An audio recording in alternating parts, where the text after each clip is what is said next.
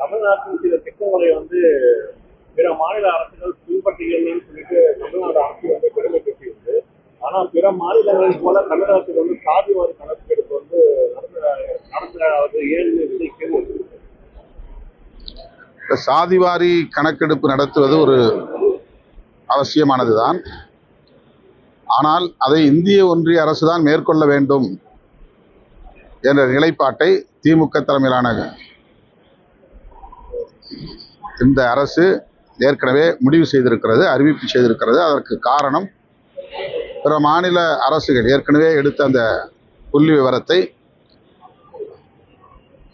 ஒரு சர்வே என்கிற அளவில் தான் மதிக்க முடியும். அதை ஒரு மக்கள் தொகை கணக்கெடுப்பு என்கிற அடிப்படையில் ஏற்க முடியாது என்று ஒரு கருத்து நிலவுகிறது.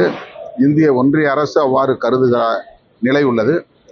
எனவே இந்திய ஒன்றிய அரசு சாதிவாரி அடிப்படையில்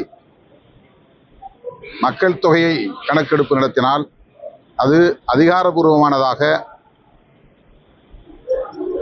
எல்லா மாநிலங்களுக்கும் உரிய ஆதாரபூர்வமாக அமையும். ஒரு ஆத்தென்டிக் பாப்புலேஷன் என்கிற அடிப்படையில் அது அமையும். எனவே இந்திய ஒன்றிய அரசு எடுப்பதுதான் சரியானது என்கிற நிலைப்பாட்டை திமுகவும் திமுக தலைமையிலான அரசும் கொண்டிருக்கிறது.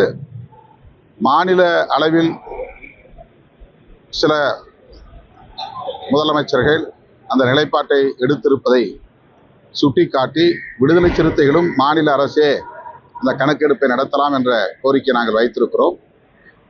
தமிழ்நாடு அரசு அதை பரிசீலிக்க வேண்டும்.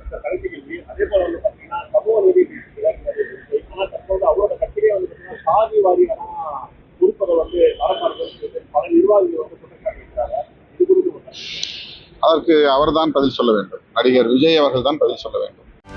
செய்திகளை உடனுக்குடனும் துல்லியமாகவும் தெரிந்து கொள்ள சப்ஸ்கிரைப் பண்ணுங்க.